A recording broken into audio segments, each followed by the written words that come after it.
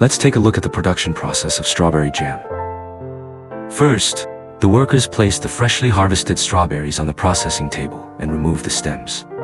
Then, they turn on our bubble washer and put the processed strawberries inside. After 2 rounds of washing, the strawberries are further floated in clean water to select the good fruits that can float on the surface. These are then poured into our fruit puree machine to be blended into a smooth jam. At this point, the strawberry jam still has a somewhat coarse texture. It is pumped through pipes into our hot reaction kettle, where an appropriate amount of white sugar is added. The kettle is sealed tightly under the high temperature and high pressure inside the reaction kettle. The originally pink jam is slowly cooked down into a thick, dark red consistency. The entire workshop fills with the fresh fragrance of strawberries. Next, we clean, disinfect, and dry the glass jars for packaging. Once the jars are ready, the jam is packaged and shipped out.